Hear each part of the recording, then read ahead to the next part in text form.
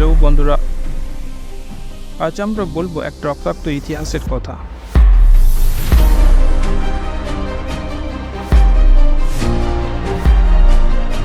যেটা শুধু আমাদের ভারতবর্ষে নয়, মানব সভ্যতার ইতিহাসে এক কলঙ্কময় দিন। আজকের গল্প জালিয়ানওয়ালাবাগের হত্যাকাণ্ড,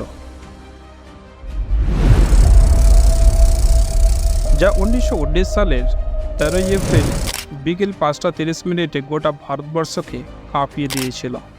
তবে তার আগে জানতে চান কেন এই হত্যাকাণ্ড ঘটেছিল? পাঞ্জাবের অমৃতসর শহরের একেবারে কেন্দ্রে ছিল একটা শান্ত বাগান, জালিয়ানওয়ালাবাগ। পাশে স্বর্ণ মন্দির আর চারপাশে ঘরবাড়ি। কিন্তু 1919 সালের 13 এপ্রিল বৈশাখী উৎসবের দিন এই বাগানে জমেছিল কয়েক হাজার মানুষের সমাবেশ। তারা এসেছিল গান্ধীজির অহিংস আন্দোলনের সমর্থনে এবং রাওলাট অ্যাক্টের প্রতিবাদে এক শান্তিপূর্ণ সভায় যোগ দিতে।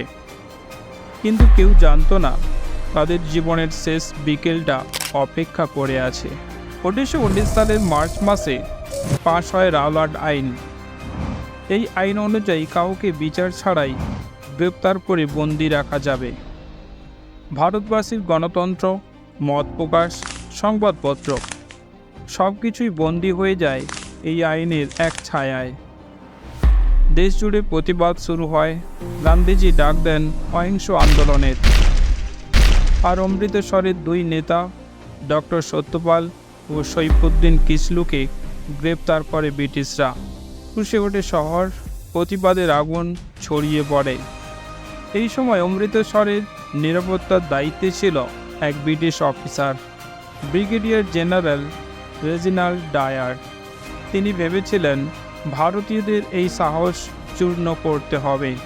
13 এপ্রিল বিকেলে মাত্র 90 জন গুর্খা এবং পাঞ্জাবের রেজিমেন্টের সৈন্য নিয়ে তিনি ঢুকে পড়লেন জালিয়ানওয়ালাবাগে। শুরু হলো ইতিহাসের সবচেয়ে রক্তাক্ত অধ্যায়। বাগানটা ছিল চারিদিকে ঘেরা, মাত্র একটি সরু প্রবেশ পথ। ডায়ারের সৈন্যদের সেই পথ আটকে দিলেন। তারপর কোনো পূর্ব ঘোষণা ছাড়াই আদেশ দিলেন ফায়ার। 10 মিনিট ধরে একটানা গুলি চলল। 1650 রাউন্ড গুলি ছোড়া হয়। মুহূর্তে লাশে ভরে উঠল বাগান।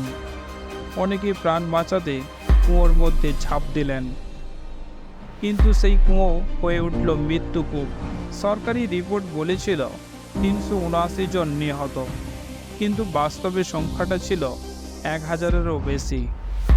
সেই দিনের পর পাঞ্জাবের বাতাসে শুধুই রক্তের গন্ধ। ডায়ার বলেছিলেন, আমি ইচ্ছে করেই এই গণহত্যা করেছি যেন ভারতীয়রা ভয় পায়। কিন্তু তিনি ভুল করেছিলেন। এই হত্যাকাণ্ড ভারতবাসীর বুকে জাগিয়ে দিল এক প্রতিজ্ঞা, আর নয়।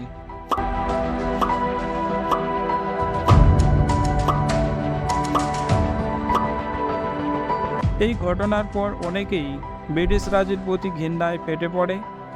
গান্ধীজি ত্যাগ করলেন কাইজার-ই-হিন্দ খেতাব। রবীন্দ্রনাথ ঠাকুর ফেরত দিলেন নাইটহুড। আরেক যুবক, যার নাম উধাম সিং, এই বিভৎসতা ভুললেন না। ইংল্যান্ডে গিয়ে 1940 সালে লন্ডনের এক অনুষ্ঠানে গুলি করে হত্যা করেন ডায়ারকে। আজও জালিয়ানওয়ালার বাগে গেলে দেখা যায় সেই কুয়োটা, দেওয়ালের গুলির দাগ আর সেই স্মৃতিস্তম্ভ যা সাক্ষী আছে এক রক্তাক্ত ইতিহাসের। তবে প্রশ্ন হলো, আমরা কি সত্যি এই ইতিহাস থেকে কিছু শিখেছি? আজ যখন আমরা স্বাধীন, তখনও কি আমরা ঐক্যবদ্ধ? আমাদের মধ্যে কি এখনও সেই আত্মবলিদানের সুর আছে? বন্ধুরা, জালিয়ানওয়ালাবাগ শুধু একটি হত্যাকাণ্ড নয়, এটি একটি জাতির জেগে ওঠার গল্প। এটি মনে করিয়ে দেয়, নির্যাতন যতই হোক, সত্য আর স্বাধীনতার পথ কখনোই রোকা যায় না। আপনার যদি মনে হয় এই ইতিহাস সবাইকে জানা উচিত, তাহলে ভিডিওটি শেয়ার করুন আর কমেন্টে লিখুন আমরা ভুলিনি। আবার আসবো নতুন এক ইতিহাস, নতুন এক গল্প নিয়ে। ততদিন পর্যন্ত জয় হিন্দ।